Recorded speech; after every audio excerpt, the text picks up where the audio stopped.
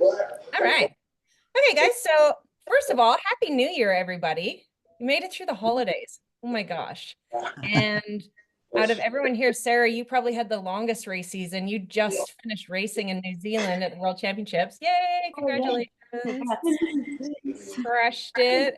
It's a long season to race all the way through the holidays and through to the end of the year. So really well done. You had a big season. And everyone else, I know that the holiday season can be, we're supposed to come out of it refreshed, but most of the time we come out of it pretty exhausted and pretty scrambled because we're out of our normal routine, right? And you feel a little like, holy crap, I feel like I've just been run over by a truck versus, wow, I feel refreshed and fired up and ready to go. That's really normal. Everybody feels that way, including me.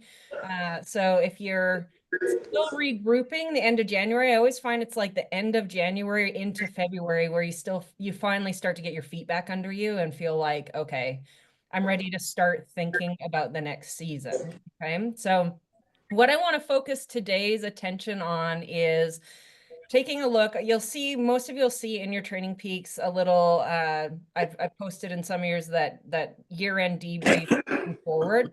Obviously, the most important thing for me as your coach is to get those goals and those dates and races or just structured a year that we're working towards. If there's main events or main time periods that we want to be at our fittest, because that really matters for planning out the year. So really need to make sure that at the very least, I get that from every single person and that we start to really think about what that's going to look like, because we got to pace the year and periodize your training towards what we're working towards. Now, that might be a variety of things for people. It might be an actual event. It might just be a period of the year that you want to see your best fitness. It might be, it can look like anything. Some people race, some people don't. All of the above is okay. We just want to know how we're going to structure the season, or if it's just going to be a progressive continuation of getting better and better and better. And that's okay too, but we need to have that up front at the start of the year so we can know what that's going to look like. Okay, so you'll see that. The other piece of this puzzle, and I'm going to walk through a whole bunch of steps with that. I'm going to ask you to share a little bit as well. But the other piece of that is we take a look at the year that's just gone or where we're coming from, right? So it's like a debrief plus planning that we're always looking at. And I think both of those are important steps to moving forward. We got to have a little reflection and take note of where we are. And when we look at a season, you'll see when we start to get those dates, you'll see me put like, if you have an A event, for example, 20 weeks out, 16 weeks out, 12 weeks, 8 weeks, 4 weeks, 2 weeks, and the taper, those kinds of things. Or it could be that it's progressive. I'll dive into that a little as we go through this, and just to get your brain sort of thinking about how does this all work? How are we planning a season? How are we periodizing? What are we working towards? And start to put some shape to things, right? Because we come out of the holidays and go, holy crap, what am I doing? Like, what am I working on? Right. And some of you really know, you already have your target races and you know exactly what that's going to look like, but also just putting some organization to it. Right. So debriefing for all of you, I'm going to share my screen here.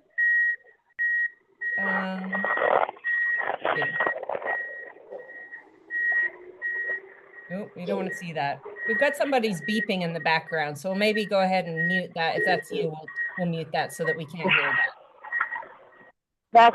That's me. It's a smell cat. I'm sorry. That's okay. I'm trying to do this.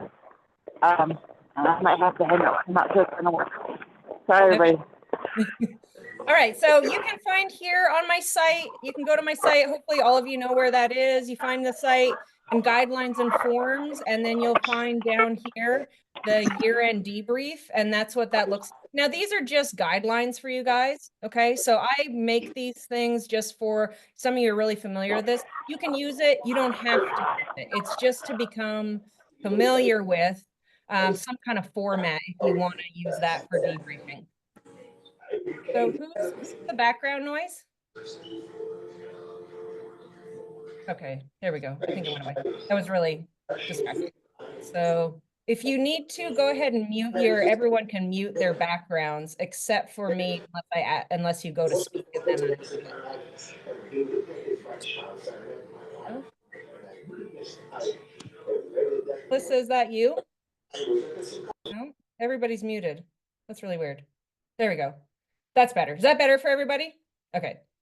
All right, so that's where you can find that if you need some kind of help structuring how you're going to look back. If you want to use that, great. If you don't, that's totally okay. Everybody does it differently. And we can also set up phone calls to go through these things.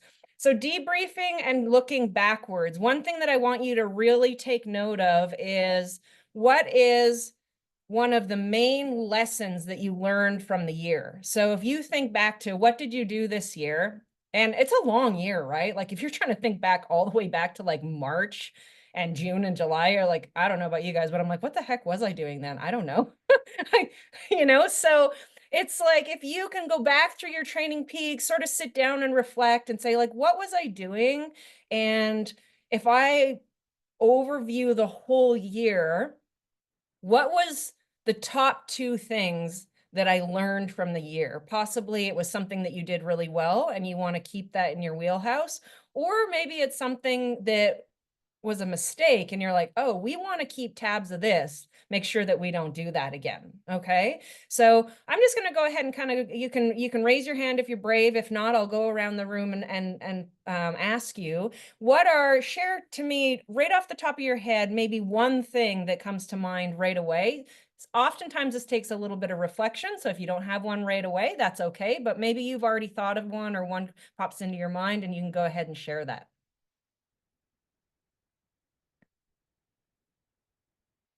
Ginny? Well, I had a bummer of a year, basically. Ended up having back surgery and got knocked out of doing knees, and that was at the end of June and July. So I'm just now building back, and it's been a bit more than I ever thought it would be. But I don't know, maybe not stretching to begin with back in April. So if that's what caused all my issues, not stretching like I should. But before then, I was having fun. That's great. So it's like when something happens, it's easy to focus on what happened, right? So we noticed that was that's a really common reaction, is like what happened. But what I'd like you to do when you guys reflect on these things, when I specifically say, what did you learn? So we know what happened, but I want you to really dive into that, and you started to do it there. And that's why this requires some reflection, and it's going to take some time, is what did I actually learn from that? Right? What did Well, and so it's taking that piece, and maybe it's going to take some time to really unpack what that actually means. well, the biggest thing I learned is it makes me appreciate those days of training when you think, oh, it's too cold to go out there, or I don't want to go do this, or I'm tired. No, I want to go do it. And so I appreciate the time and the efforts that I can put into it. Now, when I couldn't do it for a good while. So it makes me more appreciative of being able to do what I can do. So, Right. Yeah. and looking forward. Megan, how about you? I would say for me, I mean, I started with you the last quarter, and I knew that, I love triathlon, because you get to do the things that you love, but there's usually one event that is the challenge, right? And for me, it's running. So I wanted to love running again. And like, I know that for me, I'm just not, I don't want to say this because that's negative. Like, I'm a runner, right? But it happens to be my challenge. And but I know in the past it takes me like 4 months of consistent running to feel like a runner, right? And I would say like the past couple weeks in January, I like got there where I get out there and I'm like, I'm running, and this is actually, I have a smile on my face again. So I think that was one thing, is to love running, right? To, feel like a runner again. And that was a huge, like a little accomplishment for me that I wanted to, do again. And the thing that I learned is the consistency, right? Like, you help me with just, even if it's for 10 minutes, get out there and do it, um, and it's consistency in the workouts. That's what's going to make me faster and better and stronger, and just consistency. Like, even if I have 45 minutes out of the hour workout, still do the workout, don't let it stop me, so consistency. That's great. Yeah, I really like that. I will say that even as someone who's done sport a really long time and been coaching a long time, for myself, I look back at what did I do this year, and I really don't race very much anymore. My focus is on helping all of you. But I try and race at least once or twice a year to stay connected with that and stay connected to that for myself and what that feels like and being in the arena a little bit. And so I like to pick races that are going to teach me something new. There's something I haven't done. They put a little fire in my belly. Maybe they're a little bit scary to me, or they're something that's going to present a new challenge for me. So this year, my primary that I did that with is I had picked Lodija, which was a 200-mile race. And I've ridden a million miles, and I've ridden point-to-point races, stage races, done a lot of racing over 10 hours, that kind of stuff, but I'd never actually raced my bike for 200 miles. And I was really curious about that. And I was also curious if I could still race in the pro women's field. And it was fine with me, however that turned out. I just wanted to give it a shot and see what I could do. And so that was something I was excited about. This is kind of how I shape my goals. I knew that trying to train for something like that in the heat of the summer in Arizona would be a real challenge. And I wasn't going to be able to travel anywhere to get out of the heat. My training was going to be in Tucson and then head there, as well as the race was at elevation, and we're really not at that much elevation in Tucson. So I knew all the challenges, and I knew that it was going to be, it checked all my boxes for something that I wanted to do. And so I had to like really try some different things in terms of an approach and programming for that type of situation. And I really learned how important it was, even though I already knew this, but how important it was to never get too depleted in the heat, because it was going to be more important to show up not depleted than it was to show up with just one more, a little bit longer ride under my belt. The race, it took almost 10 hours, 9 hours and 43 minutes, but I never rode over 6 hours. So I really learned to grow the trust in back-to-back training and consistent volume over a block of period time versus shorter shorter rides and then like very, very long rides. So I never did like any 8-hour rides. I'm not saying that there isn't value in that for some people at different times or different chapters, but in the heat of Arizona, with the block that I was doing and with my history, I learned that really truly, because when I got into the race and we hit that mark over 6 hours, and a lot of the other women that I was racing with, it was down to 7 of us that were, from the entire women's field. There was the 7 of us left after the QOM climb. There was 3 climbs that sort of broke it up. The first 2 hours of the race, then the climbs. And if you made it over that last climb, then that was going to be the finishing group. And that was my goal. I knew that I needed to make it over the climbs with those ladies. And when everyone started to cramp and kind of die later on and really struggle with their endurance, I had to slow down to keep the group together. I knew it was more benefit to keep us together and have a sprint at the end than to just ride away from them. But I felt fine. I had to sit up and actually wait for them up the hills and stuff, because some of them were starting to cramp. And so I learned that the value in doing the structure that I did for that block of time really had a strong impact on back half endurance. And I already knew that, but it also made me start to look at like, what would that do for running as well if we did back-to-back long runs versus like a 3-hour run for a marathon. So it started to spark my brain on that type of approach in different circumstances for different people. So I learned a lot with that. Does anyone have something similar that they felt like they were like, oh, I would have never have tried that. I did that. And man, that was kind of cool. I didn't expect that reaction from my body. Does anyone have a similar story? Or anything like that they feel like they're like, oh, that was great. Or like, whoops, that was a mistake. I definitely don't want to do that again. think mine was very similar to yours this season with having Ironman Nice and knowing it was going to be a really long ride for me. So signing up for 3 super long rides, the Dairyland Dare, Horrible Hilly, and Triple Bypass, which are 3 rides that I would never have considered doing in my entire life. But going out there and putting myself out there and at least building a lot of endurance.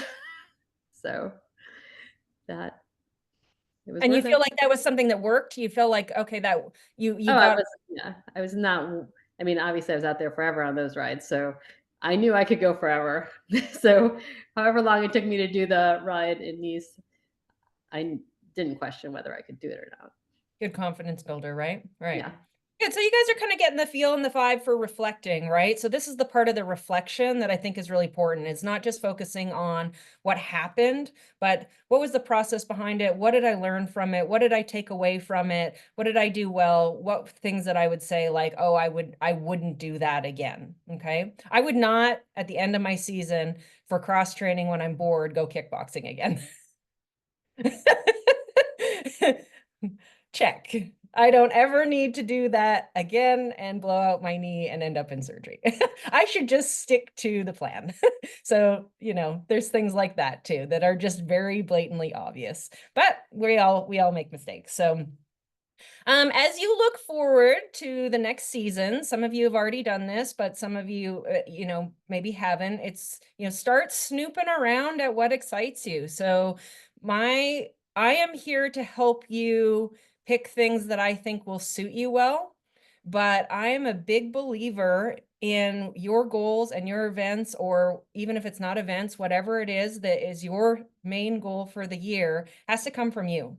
It has to be athlete driven. It has to put a fire in your belly. My coach did that for me. He helped direct where my talents were and said, this course might suit you. This might interest you. He brought events to my attention that I might not find on my own, but it truly had to put a fire in my belly. And I continue that message in my own coaching. I'm a big believer in it because it's going to matter. One, when you're out there on the course, you have to be the one that picked it and really want to be there. Okay, because it's going to get really hard at some point. That's why we choose these things. And so you're going to have to want to be there, not because I said you should be there, because you want to be there, or someone else said you should be there. And then, Ginny, your dog is so cute. Oh my God. And then the other part is that when training gets hard and you're getting tired or you're in the thick of things, if it's something that really means a lot to you, you're gonna keep showing up for training. So it's important, whatever those goals are, that it comes from you, and then I can continue to help. Oh, now we got multiple dogs. I'm gonna lose my train of thought. Oh man, this is cute. I wonder if they can see each other.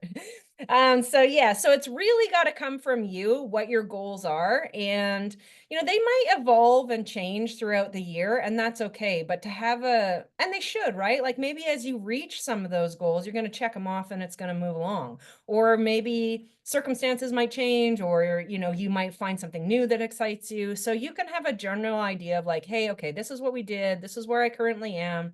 This is what I'm looking at. And don't be afraid to take your time with it and snoop around a little bit. Some of you know exactly what you want to do next year. I guess this year. But it might, like keep snooping around, because I'm always surprised how many new things are popping up and you're like, oh, wow, that looks really cool. And so if you even already have a plan and you see something that comes up that excites you, go ahead and, see how that might fit. A big part of when you look at that, you want to make sure that it fits with the structure of your life. Okay. So make sure your family's on board, make sure that we don't have a situation where you've got your heaviest work period, or you've got a bunch of travel that you're not going to be able to train, and then you're going to try and head to your A race. So as you find these things that excite you and put a fire in your belly, make sure that it fits with, okay, ABC. If ABC, make sure it fits with ABC. Now make sure it fits with whatever you've got going on in your life as well. So family, travel, work, other obligations that you can look back and you'll see, though, if you think in structure in terms of 2 weeks, 4 weeks, 8 weeks, 12 weeks, 16 weeks, 20 weeks. Like, how is this all going to mesh together so that I give myself the best opportunity to be in the best shape possible for the event that matters the most to me? So we don't want to be 8 weeks out from our A event and then say, oh, actually, I'm going to be in China and I'm not going to be able to swim, bike, or run for the next 3 weeks. And then I'm going to try and panic train for 2 weeks and expect a performance out of myself and then be disappointed afterwards in myself because I couldn't hit it. So this is the time to start thinking about that stuff, right? Give yourself the best opportunity to structure your year. And it can look a variety of different ways. It can look like a broken year where you have a front end season, a break in the middle of the year, and then a back end season. It can be progressive where you're building from one event to the next and getting better. So this is too cute. Now we have babies. We have dogs and babies. Hi, Emily. Hi. So yeah, it can be progressive. It can be block racing. So you could do big training blocks and then a race block and then a rest and then another training block and then another race block. It can be, like I say, front end season, a break in the middle of the year where you have a little bit of downtime. Like if you live in Arizona, you're likely, unless you travel or you go away for the summer, you're probably going to have a heavy race season here pretty soon, then have a little bit of like downtime training season in the summer or travel, and then a race season in the fall. So you're also looking at that, like where does it suit where I live? If you live in heavy winter conditions, you have to know, okay, well, what's my training going to look like and my life going to look like to be in my best possible shape in April, right? And it's okay if that's your goal, but just make sure you know what's involved with that. So if you're doing like Ironman Texas in April, but it's going to be snowing all winter and really cold, you need to know you're going to be okay with doing a lot of really long training indoors and you're fine with that. And if you are, that's okay. But this is the time to check in with yourself with that. And then as we start to shape that season, right? And it's important for us to know, like, and then very important for you to tell me, and we put it in your training peaks, if I have a family holiday or I have a heavy work period, or this just isn't going to work for, big blocks of training. And those are real athlete coach conversations that are important so that we set you up for success, right? So have a think about those kinds of things, what that looks like. Those are all kinds of different options. If a lot of those terms sound completely foreign to you, you can reach out to me and say, like, what does that mean when you say a split season? What does that mean when you say a progressive season? Progressive might be you have a handful of C races, you do another training block, you do a handful of B races, another training block, and then your biggest goal is at the end of the year. And that typically works for someone coming from a winter season or who handles a very long progression, who builds a lot of fitness slowly over time and then is fittest at the end of the year. If you're someone who comes into form really quickly, you've been in the sport a long time, maybe you only need a 12-week focused training block that is race focused and then hit an event, then recover, then go back into base type training mode. And so it can look a lot of different ways, but it's very important in terms of your programming and how we get a training response and then recovery, because training is about stress and adding stress to your body and creating change, and then recovering and adapting. And then we go into specific phases for your events. So that's why this stuff is important. There's, training loads and training load throughout the year as well, right? And what does that look like? Where do we need those recovery blocks? So we're not just, end of the year and we're like, holy man, I'm fried because we didn't look at that whole big picture enough. Okay. So really I want you to all think about. I want you to we want to start planning, like I say, a lot of you have already done that, but just start. And there's no rush in January, but it is the time to do this. Okay. We want to check in with what your motivators are. You saw me post in the WhatsApp about a word that means something to you, and we can use that as a cue. And you also, with that, want to think about what your primary motivators are. You'll see I gave the opportunity, a handful of people have already done it, the TQ assessments with Jennifer and I find those actually, I did one with her. I've been working with Jennifer from scratch for 9 years now. And then she brought brought these TQ assessments to my attention. I'm always interested in learning new things and bringing new exciting things to the team, and say like, will this benefit us or not? You know, when we bring the physical therapist or the dietitians, she brought this to my attention. A lot of the Norwegian ski teams and Olympic teams have been using this. They're really big in the academic world and corporate world. And these were really directed towards Olympic athletes. And so took a look at it. I did the test myself and I thought, wow, this is really useful information.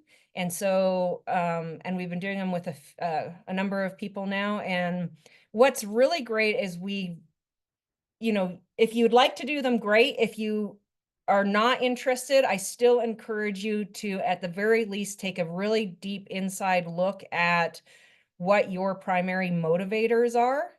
And then as an exercise, we can connect it to that word that is going to kind of keep you connected with those motivators. And for some of you, they might be outcome based. It might be, you know, that you feel very motivated when you achieve things. So accolades, awards, recognition, PRs, things like that. And that is great. And it's good to know that that is your motivator.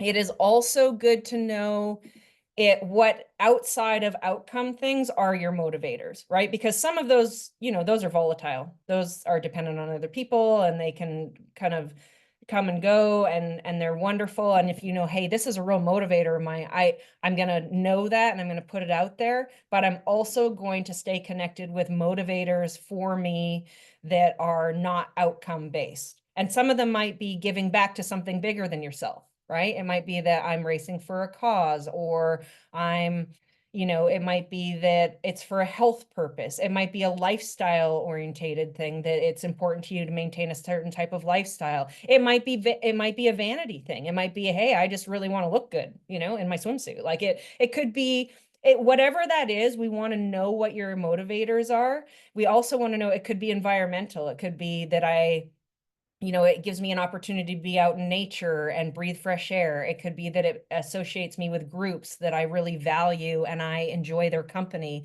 and I really value these people. So knowing what those primary motivators are and writing them out as we do our debriefs and our planning, and having, you know, an idea like, how do we want to make sure that as the year goes on, because as you know, you get in the thick of it and it's like, whew, now I'm just in the thick of it, right? And I'm tired and I'm training and life is happening. So if we can go back to these and we both have them, then we know, okay, like this is what motivates me. I know that like if I'm giving back to someone and I'm racing this event for this charity and this really matters to me and it's something that really motivates me, then I'm going to make sure I set that up. So I have that obligation to something else, and it makes me feel, you know, really excited to get out there and give that extra effort. If it's just simply that I like to stay connected with this community because these people bring something special to my life, then that's going to be a motivator for you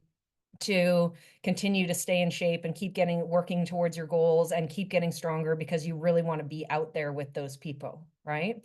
So that could be something to think about. And I want that to be part of your process as you're, you know, working through this stuff. I'm going to go ahead and just pause for a second and ask Lincoln, could you share with us a little bit on that?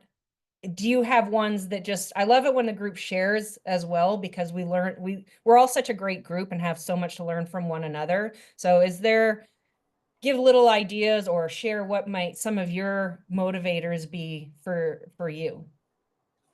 Yeah, I'm happy to. Yeah, I think anytime I can see some sort of like really good evidence that I'm getting better somehow. I'm going longer, I'm faster.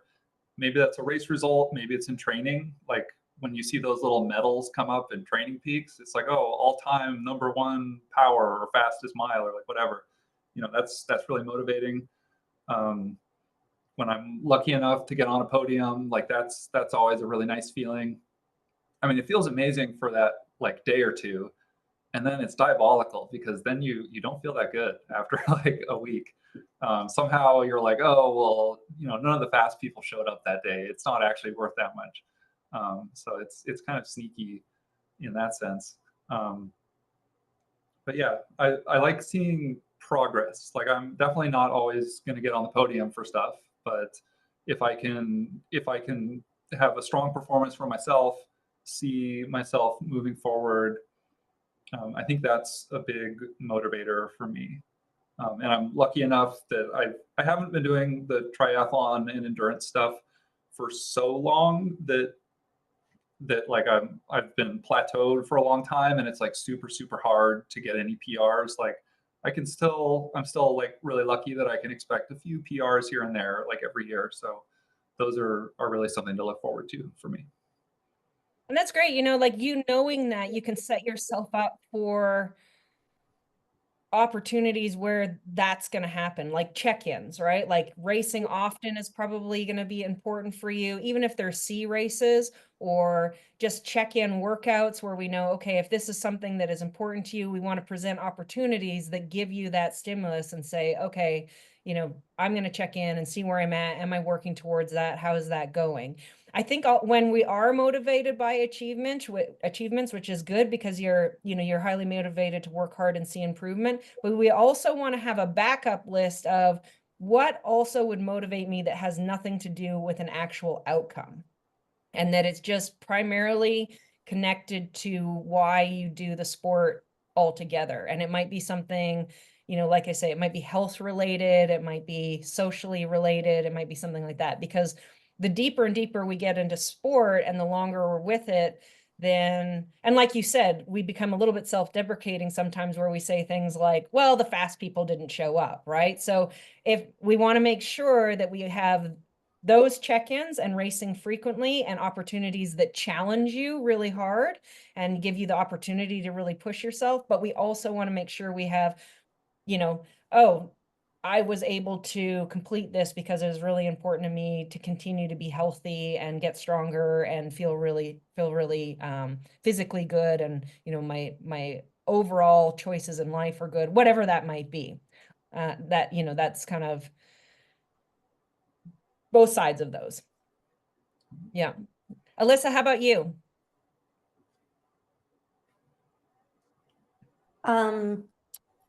I guess I would say part of my motivation is that I know biking is very good for my mental health.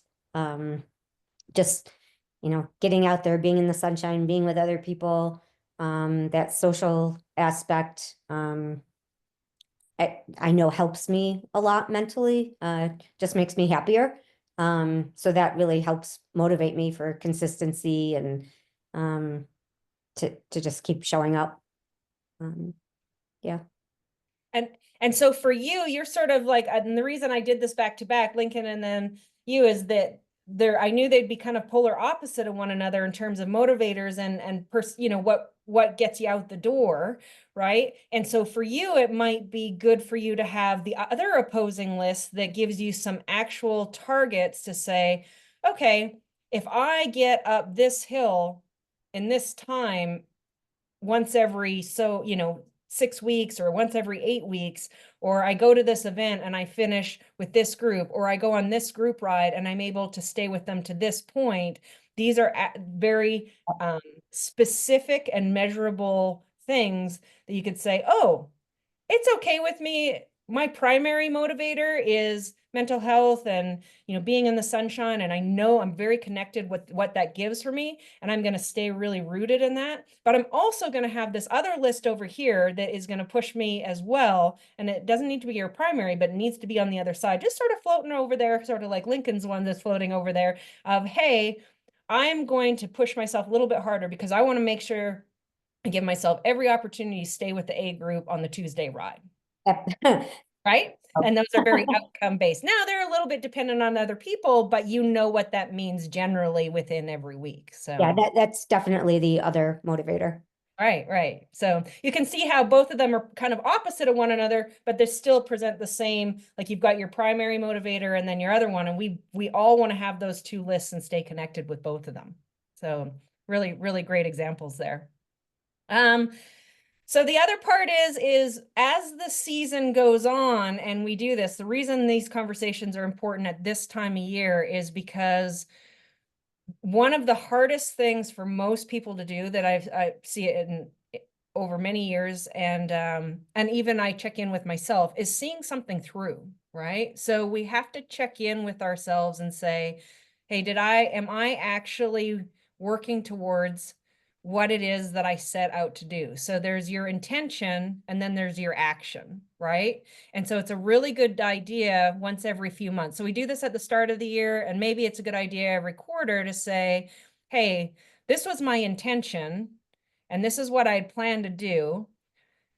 What has my action been to stay connected and see this through? So maybe that's something to write down, and also have part of this process is that intention and action line up, and they continue to line up through the year, no matter what that means. So it might evolve and adapt. You might have to evolve and adapt, right? Based on what happens in the year. So, you know, you get an injury. Okay, well, now that needs to change a little bit. It's not that that big goal can't happen. It still can happen. We just might need to change the target of when that happens, right? And so then is my intention and action still lining up? And we push that one a little bit further because now we've got a little period of time that it's on hold, but we still have other goals. So we have to evolve and adapt all the time. And honestly, that's normal. That's normal life, right? Like, basically, like, shit happens, right? Like, work gets in the way. We all have lives too. We have, you have things that come up in your life in a whole year's time, and that's really normal. Start a new job, you move cities, there's a myriad of many different things that can happen that force you to adapt. And it's good to remember, like, that big goal that you set out now doesn't need to ever go away, but you have to have that ability to adapt and evolve, and maybe it might change on when that happens. And then we check in with, okay, what were my intentions, and are my actions lining up to set me up in a way to get there? Okay. So I could even go through that process right now, is I totally screwed up, right? Because I was like, oh, I set some running goals that I wanted to do, and I was running really well, and I was super happy with how I was running. And then I decided, because I got bored and distracted, and it was my off season, to go try some kickboxing, and I set myself up for failure, right? Because now I had knee surgery and I have to wait for 12 weeks before I can really do anything, and like all of these things. So I'm like, crap. So that would be a really good, that's a learning opportunity, a good learning opportunity. Doesn't mean I can't do that. It just means I have to wait a little while, and boy, I better learn from that and not make that mistake again, right? So we all do it. It's very human, right? But the way we get better at it is having these conversations and intentionally writing this stuff out, and reflecting and taking a look at it. You guys are already ahead of most of the population out there, because most people don't even bother to do this, right? They just kind of roll through life and think that stuff just happens to them. But really, it's usually what we do that makes those things happen. So yeah. And then the last thing that I want to touch on before we just sort of touch base with, how everyone's feeling about this stuff, is, as you look at your year, one of my goals is to always teach people about how to, we call it kind of being a 1%er. Okay. And what does that mean? And that means knowing when to switch it on because it matters, and when to just keep your cards. I use different examples, like, you only have so many matches in your match book to burn, and then they're all burnt up. So you better choose wisely when you burn them. Or you're a poker player and you're going to hold your cards close to your heart, and you're only going to play that hand when it really matters, right? So I use examples like this all the time. You'll hear them over the years, throughout the year, that kind of thing. And what that means is, we know that consistency and being able to see things through helps progress and helps us get to these goals. And so we can't be Superman or Superwoman every single day, right? But we want to be when it matters the most for us. That's when we really want to shine, and we want to look in the mirror and say, check in with yourself and say, did I give absolutely everything I could when it really mattered? And so part of being able to give everything when it matters is not giving too much of yourself when it doesn't matter, right? And so if we're just, my coach used to say to me, and I same thing, I like to pass, I'm a lot about history and passing on lessons. And he said, if you can do 80% of the time, you're probably going to be 100% further ahead than if you give 110% like 10% of the time, right? So it's knowing, okay, this matters today, and I'm going to show up and really be able to give it all because I've done everything to prepare for this, and this matters to me, and I'm ready for it, right? And that requires mental energy, physical energy, the right preparation, the right ability to respond and react and adapt in the situation, all of those things. You're kind of coming at it with, you know, all cylinders firing with your best ability to give it what you got that day. But that is an accumulation of training and skills and situations and learning to handle stress and, you know, all of the things. And if we expect to be that way every single week and every single day, you're probably going to get tired and burnt out, right? You're going to be like, man, I made it like 2 months and then I was wrecked because I was giving it, like I was trying to get a PR every single time I did, you know, my easy run. So we want to make sure that even on the key workouts that we know, hey, I'm going to save that last special little bit for when it really matters. So that's a real skill, and it's something to take note of at the start of the year and reflect on. Am I someone who, and, you know, there's all kinds of jokes and stuff that you hear it all the time when we're out there, right? The training hero, those kinds of things. And there's nothing wrong with being a training, to shine in training sometimes, right? Like that is great too. And we do want to have those days where we really shine in training. Or maybe you're just out there beating up on your training buddies and it's like super fun to be the strongest person that day. And that's cool too. And there's nothing wrong with that. But in general, when you're checking in with yourself, are you putting a lot of pressure on yourself every single day to be at like absolutely killing it every day? That's not realistic in terms of progression and consistency, right? We just need to show up every day and keep getting a little bit better, and then have the ability that when it matters, we're able to absolutely kick some butt, right? And that's something I want everyone to think about at the front end of the year so that we have that skill. And that takes a lot of confidence, and it takes a lot of patience as well.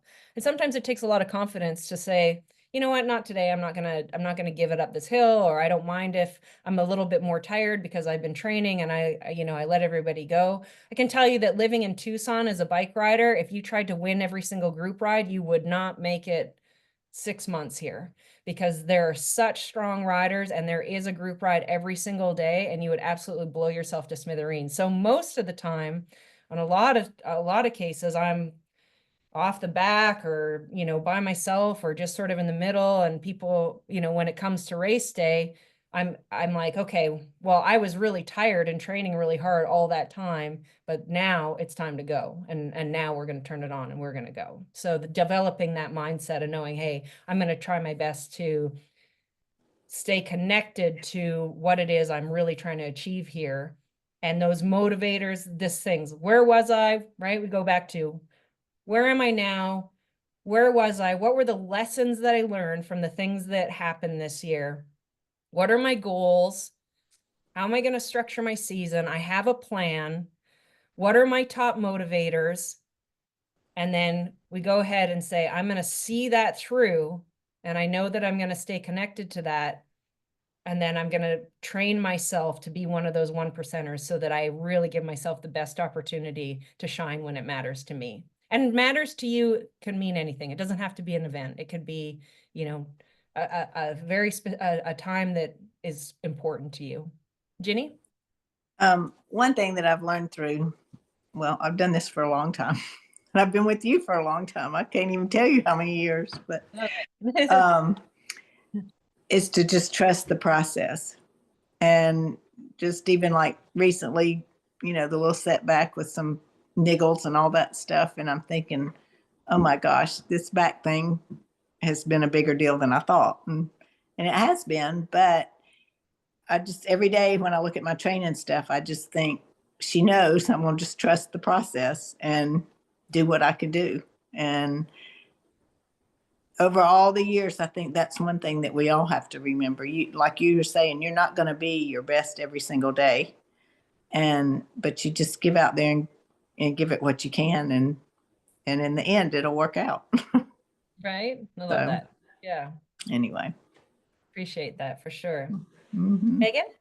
Yeah, I two comments with that. Like, I think you're so right, Ginny, that like, and it's actually the days when you're not in the mood to work out and it's the hardest workout and you just feel weak and horrible. Like, it's still like you learn the most on those days about yourself and about your training. And I was thinking too, Marilyn, what you were saying about, the rides and like getting in the back and not pushing yourself all the time. Like, it's ego, we all have these egos too, and we want to be great every day and we want to, we want to be winners and we want to feel good every single day. And, it's just, you just have to take your ego out of it, right?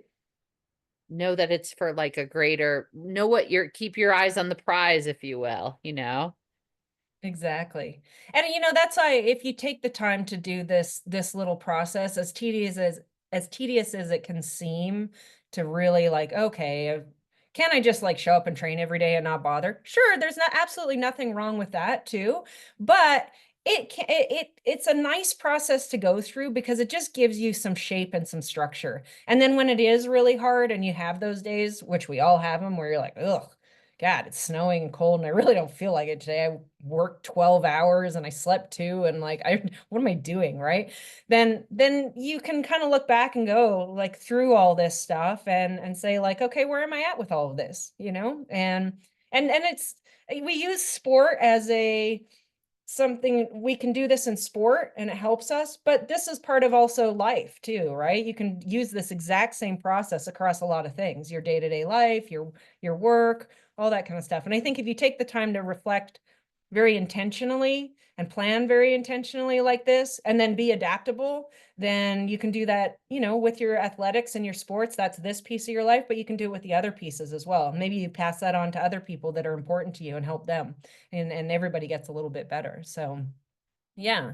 I love the conversation. I love that you guys are willing to share. So if you have any closing thoughts that I know Emily and Maria, you jumped on a little bit late, so we missed some of it, but I did record it, so you'll get to revisit it. But any closing ideas, thoughts, things that you think would benefit the group on anything with this conversation?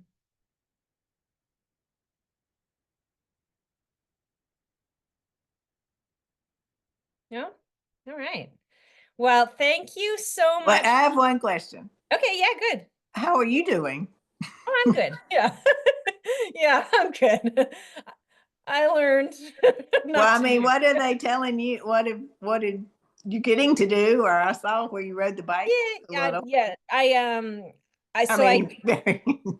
Yeah, it was really funny. I was on the stationary bike. I got off the crutches within 48 hours. And then when I went to get on the stationary bike just for the range of motion, it kept pausing, like this workout is paused. And I was like, no, this is the workout. I know you don't need to pause. I'm doing a revolution per minute. Yes, I realize that, but are you still working out? Yes. This is it for 10 minutes. And this is great. So yeah, no, it's good. The recovery will be good. I just tore my meniscus, and typically with a torn meniscus, you don't even do surgery, but mine had flipped up and it was catching in the joint, so they had to go in and trim it. So it's pretty easy as far as knee surgeries and stuff like that go. It's just dumb mistake. We all make them. So anyways, yeah, so thanks for asking. But I always say you learn through me. I put myself up there out in the front and let you guys always know all the good things that I do and all the dumb things that I do, so that if I do something really dumb, you can all be like, hey, I did that. Don't bother. So we'll all learn from that. Yeah, thank you so much for your time, guys. And hopefully this helps you go through this process, and look forward to a kick-ass 2025. Thanks for being here. Thank you. Cheers. Thanks. Have a good night. Thanks, too. Marilyn. Bye-bye. Bye.